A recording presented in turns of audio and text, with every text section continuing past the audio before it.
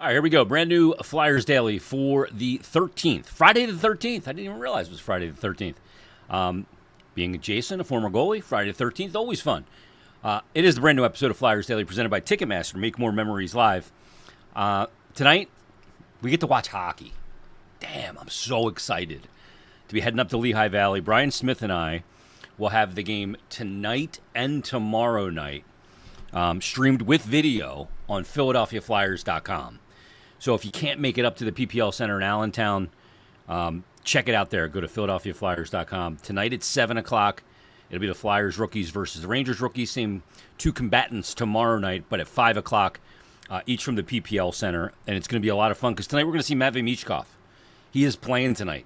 In a couple of minutes, in my conversation with Phantoms head coach Ian Laperrière, who will be coaching the team for both games, you're going to find out who Matvey Michkov is playing with. I got Lappy to divulge the entire line of that Michkov is on. So you'll hear that coming up. First of all, we're here. It is now, it's not the regular season yet, and sometimes we get excited about the preseason in sports, then we realize, hey, it's just preseason. And I'll get to that point as well and just go, okay, can we just kind of fast forward now to the regular season? But the game is back on the ice tonight. I was at the practice facility yesterday. Really good crowd there to see Michkov's first practice, where the public is allowed in, and to see Jet Lachenko and Oliver Bonk and so many other players. Hunter McDonald, boy, just a mean dude.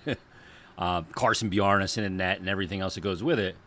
And I was planning on interviewing a couple players for this episode, but then it was presented to me that Ian Laperriere would be available for me to tape an interview with, and also Alan McCaul, the Flyers assistant general manager. And as you guys know that I've been listening to this podcast for any period of time, both of those guys have been on several times. They couldn't be more different in the way they articulate themselves, but they also both have such great knowledge and experience, and the way they deliver their message is always great conversation. I am the luckiest guy in the world to show up for work yesterday and a guy goes, oh, by the way, Ian Laperriere and Alan McCaul, you can tape an interview today with them if you want. I'm like, drop the players. We'll get the players after they play in the rookie games. We'll get them next week. Let's do Alan McCaul and Ian Laperriere in this episode. So that's exactly what we're doing. What a great thing to go to work and find that out. Got two great hockey conversations with two great minds of hockey. So let's get right to it. First and foremost, our first conversation is with Phantoms head coach, former NHLer, Ian Laperriere. Special edition of Flyers Daily, rookie camp underway. We're with Phantoms head coach, Ian Laperriere. I made it to a playoff game last year. Thanks to you, by the way. You got me tickets. Yes, you had a good time? Me and my wife went up there. We had a great time. Nice dinner before. It's a great, listen, we have a great setup. Yeah. Our owners are doing a hell of a job to put on a show there at PPL Center, especially in the playoffs. They took we ask our players to, be better, and I feel like our owners and the crew down there were better by putting on a show to the Jumbotron. Everything was a fun run. It was. I felt like, I know you're probably going to talk about it, maybe not, but I felt like against Hershey, we played them hard. They won the Calder Cup again, but I was proud of our boys in the playoffs last year. Yeah, to measure up against, that's a really good team, that Hershey team. The game I was there for was the overtime win against the Wilkes-Barre Scranton Penguins. Oh, yeah, that was a pretty good one. Yeah, that was Gaucher, awesome. Yeah, it was fun. Yeah, the building was crazy. It was awesome. Yeah, Gaucher was a guy that just kept popping every time he was on the ice. Yeah, he's that's one kid who improved last year. It's amazing. He's a kid who I couldn't find a spot to play him at the beginning of the year because the numbers we had, and Shinsky got injured, and he took advantage. Gaucher took advantage of his opportunity, and he was huge for us. That's what it's all about. It isn't like opportunity for some guys the greatest thing, and then what you do with it. And some guys are built to grab opportunity by the neck and go, you know what? Never giving it back. Well, that's one of those guys, I feel. We'll see. You love those kind of guys. I do. I was one of those guys. I was a 7th-round pick, and first-round pick always have more chances, to make the team, which is normal. They're better on paper, but I get a little. I can relate to those guys, like the 5th round, 6th round, 7th round pick, and I see their desire sometimes a little bit more than the other guys, and Gaucher is one of them for sure. we just watched first day of rookie camp practice. Tons of pace. Mm-hmm. There is no standing around. Mm-hmm. You want these guys just moving like crazy. I do. It's training camp. I'm not worried so much about system right now. It's more about compete and conditioning. And those guys are conditioned. They're conditioned skating and in the gym, but it's not quite the same. Summer hockey, summer hockey. Like, I don't care how you can't replicate it. You can't. You just can't. Like, you can have the best coach ever. The guys are going to think. I was one of those guys. Like, it's summer hockey. You don't push it as hard. You cut your route short. You don't stop when it's time to stop. That's why, today I try to up tempo, but also telling them, like, don't turn away from a puck. Stop on puck, just like in a game, and hopefully it's going to help us for the weekend. One thing I noticed too is as you guys move from one sheet to the other, you went into some small area games. I did see some guys sticks on the thighs, because it is different. Because in summer hockey, you're not laying on a guy after contact. You're talking about McDonald right now. Everybody's talking about him.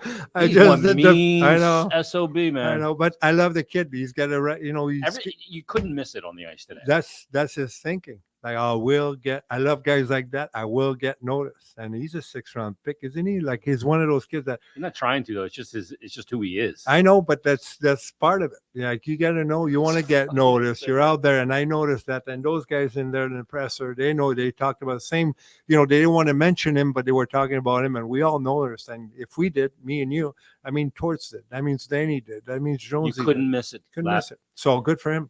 He pissed off like 6 guys. He's going to be in the locker room after practice, and nobody's going to want to talk to him. I know. Until he takes his helmet off. Nice kid, yeah. Yeah, and then he's like the nicest guy in the world. He is.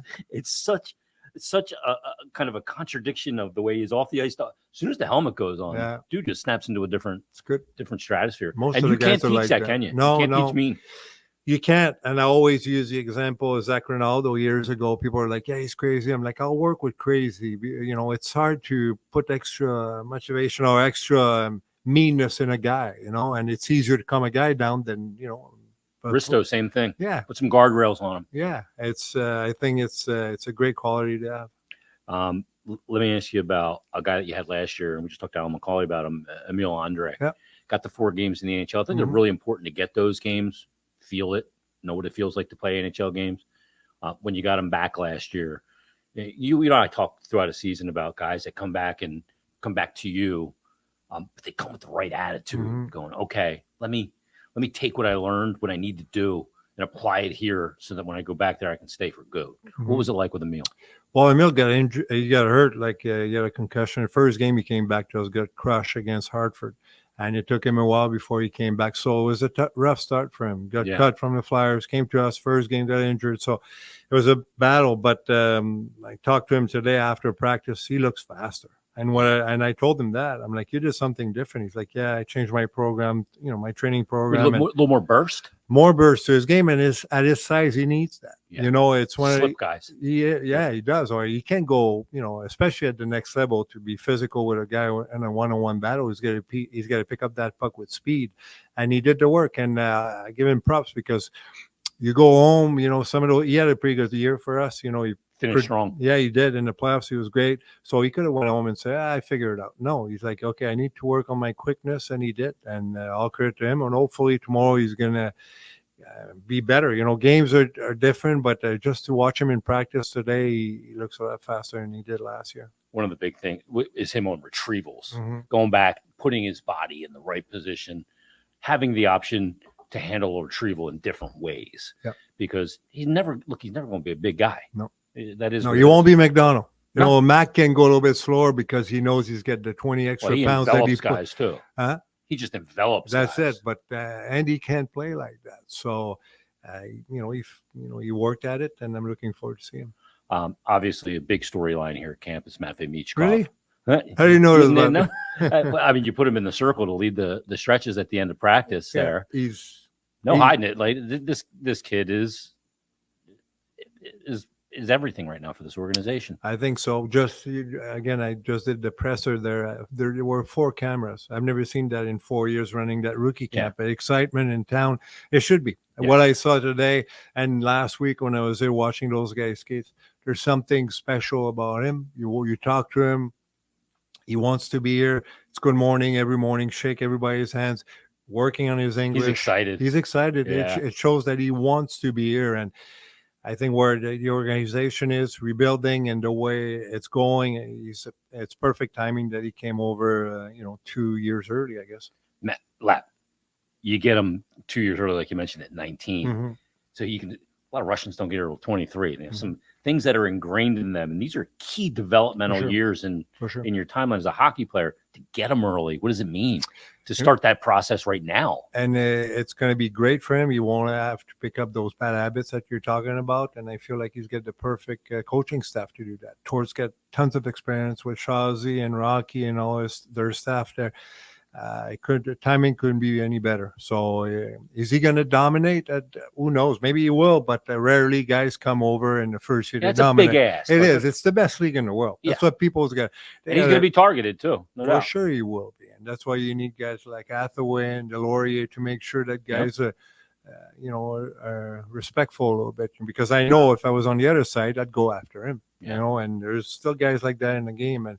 But timing wise, it couldn't be any better for him to come here 2 years early. And again, with great veterans in that room and good coaching staff, I think he's got a bright future. I remember I had Keith Jones and Craig Berube on my Stick to Hockey podcast, and they were talking about a game that they played against the Rangers back in the day. And there was somebody running around for the Rangers hitting top players. And Berube goes over during a TV timeout to Brian Leach and says, "Get your dog on a leash or I'm coming after you." Sure. Guy didn't run around anymore. Mm-hmm.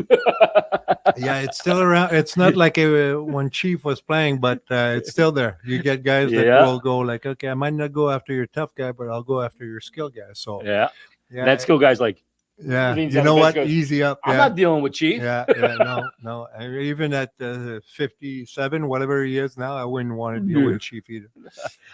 What has really impressed you about his game? It just seems like there's just such an awareness when he has the puck. Yeah. Let me ask you, does the stick seem a little short? He's not a tall guy, but it's short. You're right. It's funny. My assistant coach, John really Snowden, this morning, he's like, "Did you see how short his stick is?" But it works for him. That he's a little water bug there. The puck follows him. It's always around him. He wants it. That's the biggest quality. A lot of guys don't want that puck. Yeah. He wants it. He wants to be a difference maker, even in practice. Like he's out there and one drill we're doing today, you want to go next one more time because he didn't like the way it went the last time. So for me, it's leadership by doing that. And like you said, he went in the middle to stretch his teammates. He wants to be part. He wants to be part of the answers. He doesn't want to be part of the problem. The thing with him too, I really felt like he computes the game really well in his head. Like you never felt like he was playing mental catch up out there at all. Rookie games this weekend at the PPL Center, very familiar site for you. Yeah.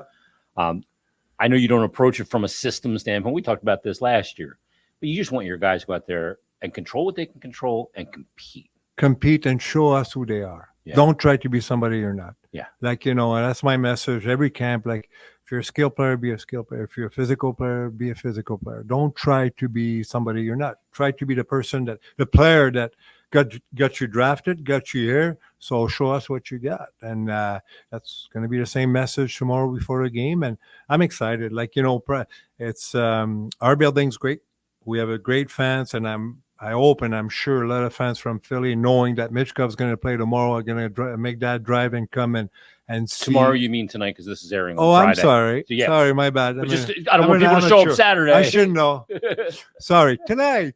I'm sure they will. You know what? Again, great building, great fans, and I sure hope that the Flyers fans from Philly are going to drive. It's only an hour, 10 minutes, whatever. And it's a great barn. It is awesome. It is. I'm lucky. My first head coaching job, and our locker room's awesome. My office great. It's a great place to work. Let's break some news. Who are you going to play him with?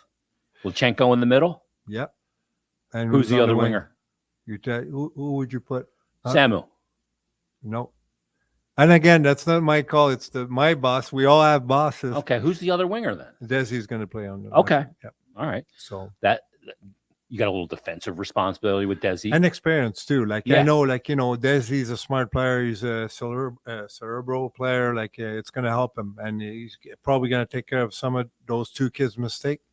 And Desi. And again, the boss wants them. He wants to see them together. So we'll see. I'll be honest with you. I think that's the combination for him and the recipe in the NHL. It's going to be, a center like a Frost, a Michkov, and then a Forcer who can defend as a winger as well and be defensive.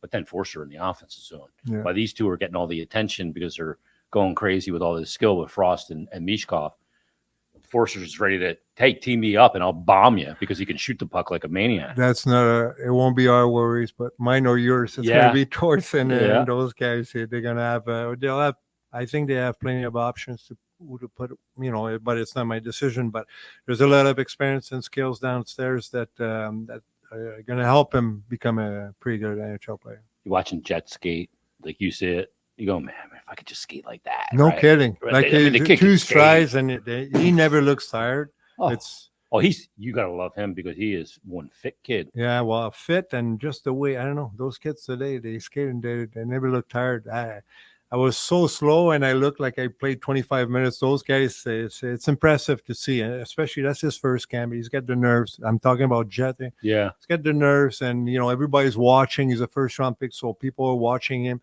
Nope, he goes out there and does his things, fly like the wind, and again, he's got another kid who's got a bright future. We were talking about development camp, and I said, when did the fitness thing come in for you guys? Well, when the pandemic hit, all my friends were playing video games and kind of chilling from hockey because I asked my dad to build a gym in the garage, and he got the work, and you can see it. Like, I know he's really young for his draft class. Youngest one. You don't look young. No, he doesn't. You certainly don't. And you know what? It goes to, I got to say, I tell my kids and I tell my players, like, you got to be willing to do something that the guy next to you is not willing to do. Yep. And I'm asking his dad to build a gym and, take advantage of COVID or whatever you want to call it. That shows me a lot in his character. Yeah. And that's another kid who I'm looking forward to see play. Lap, enjoy the games this weekend. Thanks for doing this. Thanks. Good to see you, bud. All right. So we got Lappy to commit to Lachenko, Michkov, and as he said, Elliot Denoyer, who I think could be a guy ticketed for the wing more this season than maybe he was in the past, where he was more thought of as a center. It's kind of that combination that I think is going to be beneficial for Michkov right away. Have a center that can play a fast, high-paced game with the super skilled Matvey Michkov, and then a guy in Denoyer that can handle some of the defensive responsibilities to let those offensive guys let the true element, the true essence of their game shine. I think we might see that in the NHL on that other wing of Michkov. You got a Frost, Michkov, and Tyson Forster. That just makes all the sense in the world to me. And the fact that Lappy said, I didn't determine the line. This is determined above me. This is what they want to see. Clearly, they might be thinking along those same lines. Pardon the pun. So we'll see. All right, here's my conversation with Flyers assistant GM. Boy, love sitting down with Alan McCauley. Here's my conversation with the Flyers assistant GM. It is a brand new edition of Flyers Daily, celebrating the return of players on the ice. It's Rookie Camp. Flyers Daily presented by Ticketmaster. Make more memories live. I'm so I didn't know this was going to happen today, but I'm so happy to be sitting down with Alan McCauley in the flesh. We usually do this over the computer. How you been? How was the summer? Good.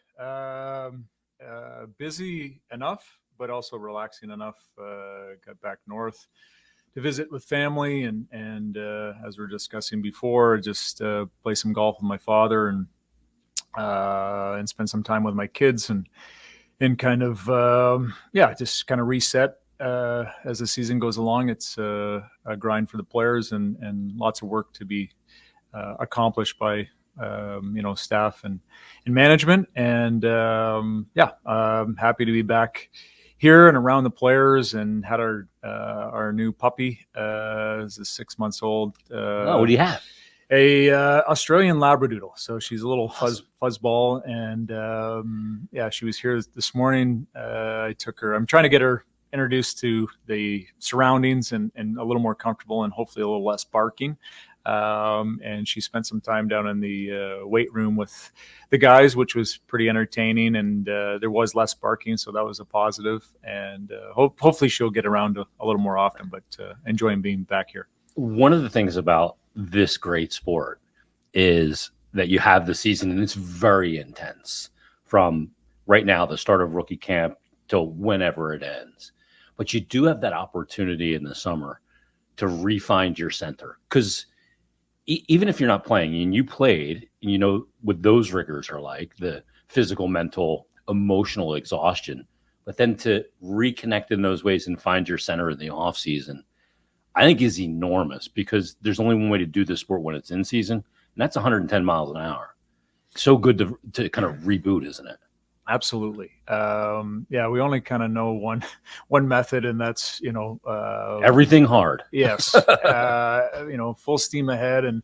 But I do think it's important for a variety of reasons to reset and recharge, reconnect through the summer with a variety of people. I mean, there's always work to be done as well, and like everybody in the world these days, I mean, the smartphone is never too far away, and email and what have you, so it's never completely off, but at the same time, it's important to I don't know, you come back energized, you're ready to go, ready to do the work and tasks at hand, and as well as, like I said, just to spend some time with my parents and my sister and Kids. Nieces and nephews and whatever, and some friends. Everybody's lives are busy, but it's always good to go home and see those things and see those people and then get back at it. You talked about your dog, about the bark. In day one, watching the practice for the rookies the first day, there's a guy out there with a lot of bark, but he's also got bite, and that's Hunter McDonald. By my count, he got into it with about 6 of his teammates. You can't teach mean. He is the most docile, chill guy when he's walking around. But when the helmet goes on, what are you seeing out of Hunter McDonald? Because when that helmet goes on, he is a different person, and it is not manufactured or faux meanness. It's legit. Absolutely. I was just actually having a conversation with one of our scouts about just that. And I also saw exactly what you're talking about, and that which is great. I mean, it quickly amplifies or brings out some like let's get going type of attitude. Saw some of that when we brought in like Nick Delorier and Hathaway and Sealer. Yeah. And it just brings a different element to practice that, Drives everybody up a notch, doesn't it? And you're more alert. Everyone recognizes these are teammates, but at the same time, like we're everyone, in particular talking about rookies, but the rookies are trying to be noticed, and a variety of ways, whether goal scoring or what have you. And with Hunter, it's for sure it's natural, which you can really appreciate. Is there's nothing fake about it. He wants to be engaged physically. And I don't think that it was at, from a level of 1 to 10, that it was at 10. He was it's just fooling around at 6 or 7. Yeah. And, saw it in the playoffs last year when we had him in Lehigh, going after some players.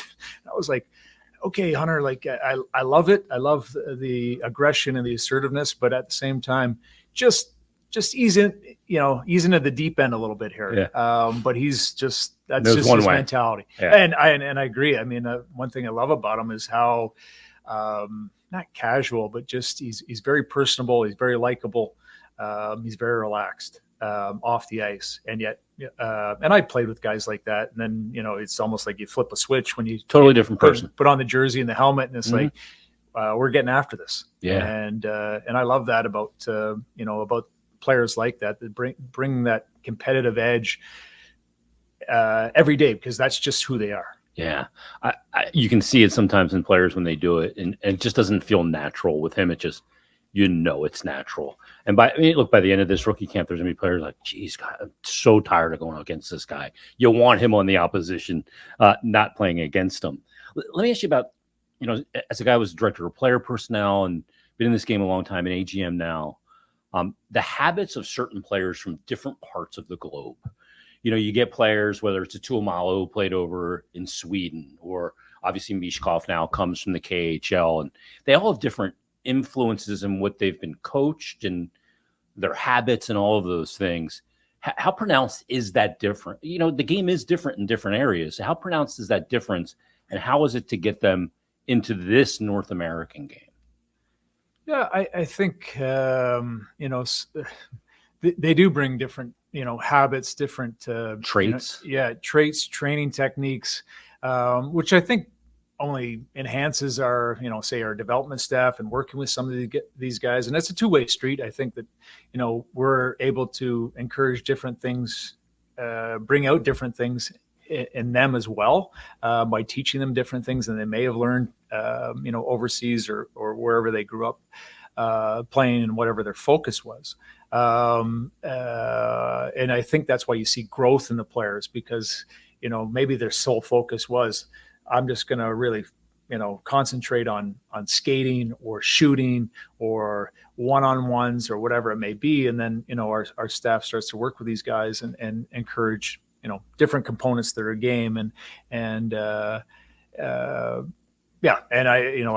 certainly feel the other thing you see is how these individuals just grow and get relaxed themselves individually with their surroundings. Like, I sense that, Samu, just because you brought him up, is more comfortable being here. He seems more relaxed. Been there, done it. Yeah. The hellos and he's familiar. There's familiar faces. And I think that allows them to, offer their best on the ice, and hopefully that will continue to grow. You see the guys that are, first rookie camp, where they're a little more nervous, a little more reserved. Not everybody, but I would say majority fall into that category. And then the guys that are a second go around, or the third, they just become more and more comfortable. And there's a number of factors for that. And one would be, kind of developing or working with the development staff and growing that way as players, but also just being around it and doing it. I always said there's a good element that can be added from a guy that he gets traded midseason. Like a guy like Jamie Drysdale packed a bag last year to go to Nashville for a 10-day road trip with the Anaheim Ducks to all warm weather locations. Gets to Nashville, he gets shipped here. Your next 4 games are Minnesota. Like, what does a guy do? Like, I packed shorts and stuff, and now I got to wear like a jacket. But I always think it's kind of good, though, to add those things into your dynamic of your room. A guy that needs GPS to get to the practice rink, or where's the shower? They ask those questions. I think that's a freshness too. Absolutely. And encourage other, the players that are already here. To take them in. Exactly. To interact with them, show them around. I can remember when I first got traded, the only time I was traded, being nervous, and I'd been around in the league for a while, but, there's lots of unknowns, and which I also think for, Drysdale or whoever's traded, it helps them grow. But, even just the group itself, I think, matures a little bit and evolves a little bit because of going through that interaction. It was funny because it was around the time when all the guys were going to go down to Mexico for the break, and they're like, "You going?" He's like, "No, I got too much to do." And like, they bought him a plane ticket. You're coming, and he was and you see the instant connection with guys like Cam York. He is part of the group now, and that's awesome. It's one of the things I love about this game is the way that you take care of everybody in that room, no matter what. You look at certain personality traits of, in particular, young players. We're at rookie camp. And there's personality traits of guys that you see off the ice and on the ice of just coachability and acceptance of want to learn. What are those personality traits? When do you kind of identify them? I know you guys look for those things in pre-draft meetings and talk to their coaches and all of that stuff, but seeing those things kind of play through, because you want to put a lot of those guys into your program, into your funnel. Yeah, absolutely. I mean, I think, some of that is connected to hockey sense. And I don't know, I guess through conversation, you pick up on certain things as far as, are they a good listener? Is it, are they a good communicator back and forth? And hockey players in general, I feel are reserved or less outgoing. And maybe there's more of it in the game these days. I'm not saying it's good or bad. I'm just saying in general, I feel like there's less flash to guys. They just want to blend in. They want to be part of the group. So it's usually easier to find those guys, and they probably had to have different coaches along the way and had to learn new systems. And so most of the players should be coachable. Because top players get a new coach every 2 years growing up. Yes. And I think it's a good thing. I mean, it's different voices. And to relate it to something else that I believe in. I mean, I think it's important to play different sports or do different things. Totally agree. Just be diverse. Yeah. And some skills transfer over, and I don't necessarily mean that it has to be volleyball or baseball. And yes, I do think that those do. Soccer is going to help you with hockey. There's no doubt about it. And being, maybe you're the best player in particular at this level. You're the best player on your hockey team, but you might be the third or fourth best player on your basketball team, and you develop a different set of skills, and you learn to be more of the complementary piece on the team, and so I just think that there's a bunch of that goes into becoming a pro, maturing as a player and a person, and encourage as many things that can diversify the player as possible. When you're in a different role as a player, you're not the go-to guy. I think you can bring that experience into the hockey locker room. I think it'll only help you. 100%. Let me ask you about two players in particular. Where are we right now with Elliot Denoyer? 2 years ago, had a really good year. Offensive year, maybe set an expectation. 23 goals that year, led the Phantoms. Maybe an expectation beyond where we thought we should be. But last year, just never really seemed to get his legs under him. This is an important camp for him in his arc of development. Where is he right now, like mentally? Yeah, I've certainly had some conversations with Elliot, last year, but more I was speaking about the last couple of weeks. And yes, I would agree with everything he said, both the good and the bad. I think he recognizes that. He's got a great head on his shoulders. I think he's focused and driven. I've never questioned that about him. I think he's had a good summer, put himself in a good spot to get back on track. And to kind of go back to the earlier or the last kind of question or statement that I made, I think going through that experience of last year, and I've told this to Elliot, I think it only helps him. I think you only get, a thicker skin, become more of a pro, more able to handle adversity. And I didn't want him to go through what he went through last year. I don't think he wanted to go through what he went through last year. But he did. But he did. Yep. And that's in the past, but you can draw positives from it that, this didn't cripple me or bury me.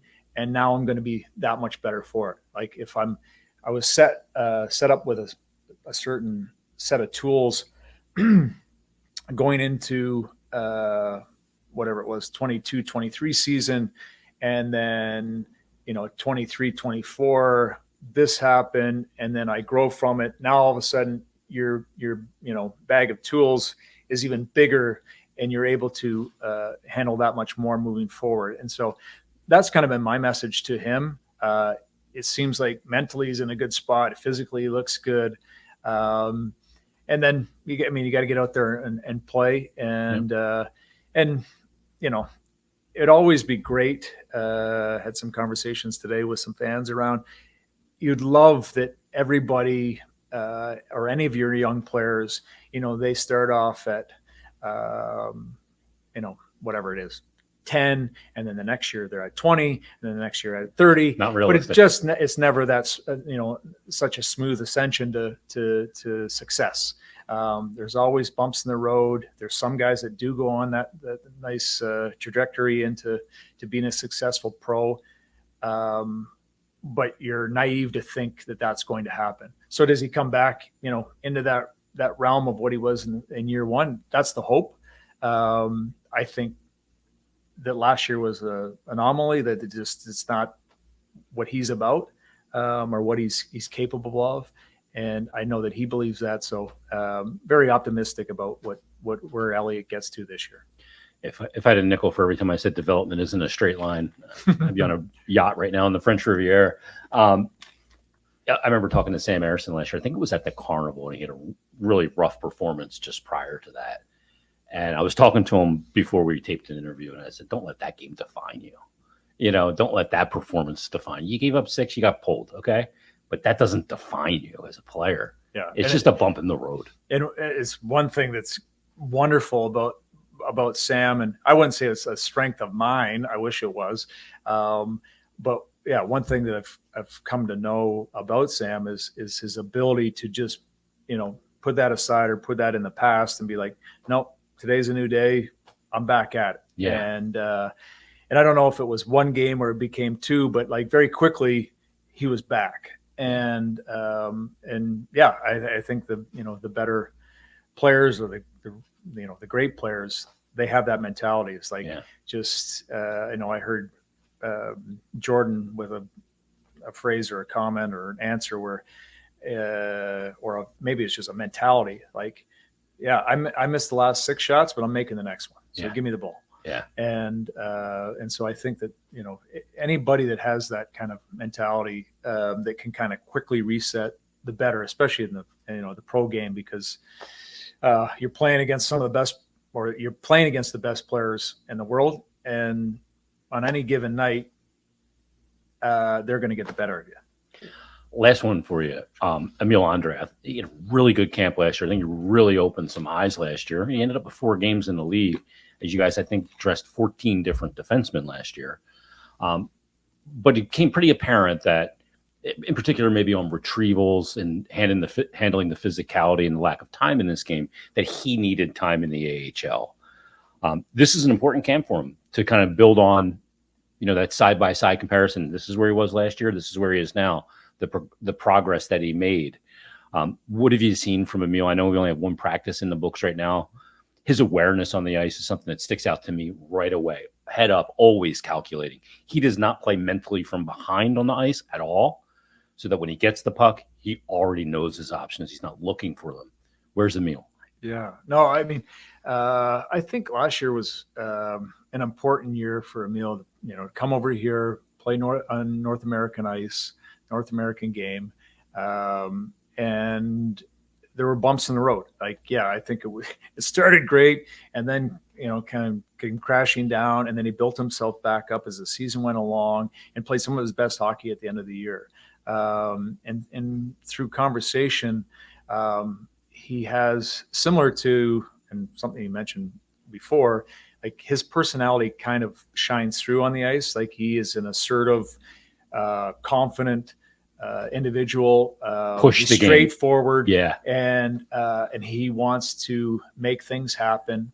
And I think as the season went along last year, he came to appreciate, or came to understand that, you're not going to make something happen, or he's not going to make something happen shift to shift. Some shifts you're going to go out there and you're going to chase it, and you've got to manage that. And you've got to, play a simpler game. You've got to defend more patiently. And I think he the nuance grew to understand that I've got to let the game come to me at times. I can't push it. I like the pushing, but finding that ebb and flow to the game, I think was growth to his game. I think that that was something that, and it's not unheard of or unusual by any means. I think a lot of young players go through that, and the fact that he learned it quickly impressed me.